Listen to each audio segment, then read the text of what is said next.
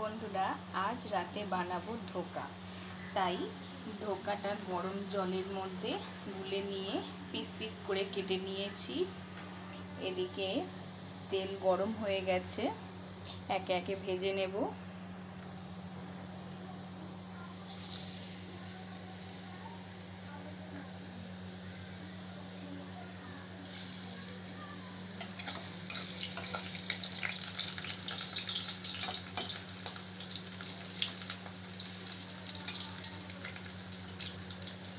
ধোকাগুলো একটু লাল লাল করে ভেজে নেব।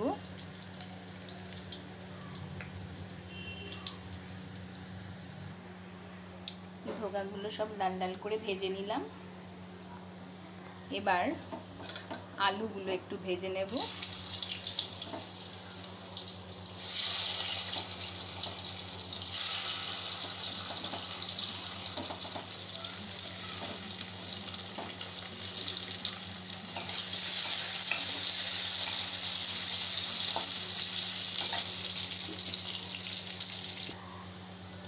আলুগুলো ভাজা হয়ে গেছে, একটু লাল লাল করে ভেজে নিয়েছি। এবার আলুগুলো তুলে নিচ্ছি। ধোকার তরকারি নিরামিষ করব, তাই জন্য গোটা গরম মশলা দিলাম তেলের মধ্যে।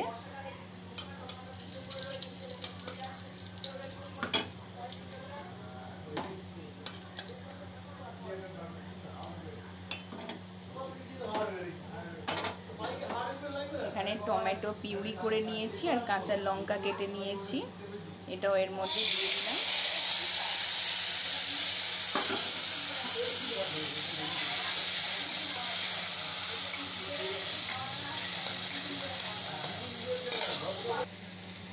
দিয়ে দিচ্ছি একটু আদা বাটা,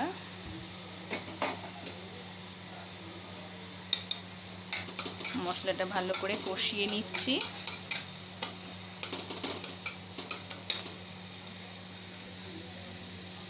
স্বাদ মতো নুন দিলাম, সামান্য একটু হলুদ গুঁড়ো দিয়ে মশলাটা ভালো করে কষিয়ে নিচ্ছি।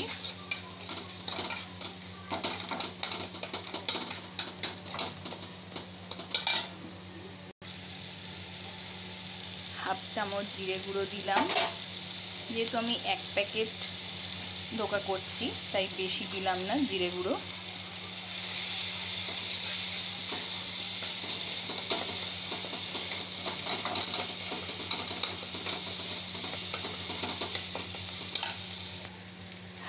মশলাটা ভালো করে কষিয়ে নিয়েছি। এবার সামান্য একটু জল দেব, দিয়ে আবার মশলাটা একটু ভালো করে কষিয়ে নিচ্ছি।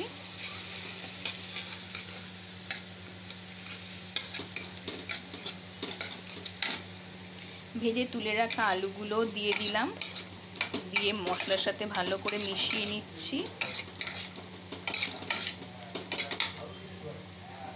এবার জল দিয়ে দিলাম।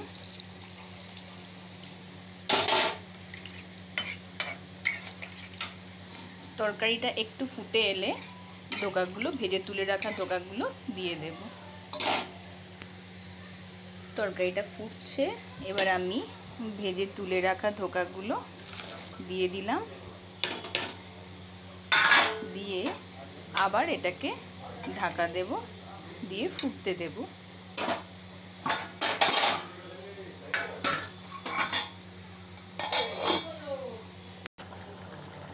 হয়ে এসছে ধোকার তরকারি।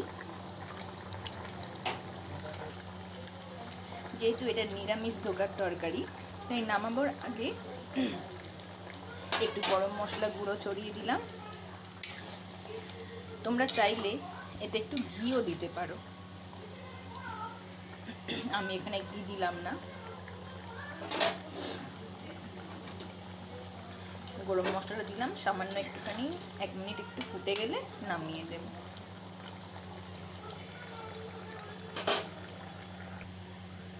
হয়ে গেছে ধোকার তরকারি। দেখো, তোমরা যদি কেউ ঘি খাও তো এটাতে একটু ঘি ছড়িয়ে নিতে পারো, তাহলে আরও ভালো লাগবে। আমি এখানে দিলাম না। তো আমার এই ধোকার তরকারি যদি তোমাদের ভালো লেগে থাকে, তাহলে অবশ্যই লাইক, শেয়ার এবং সাবস্ক্রাইব করে দিও। আজকের মতো এখানেই ভিডিও শেষ করলাম। টাটা।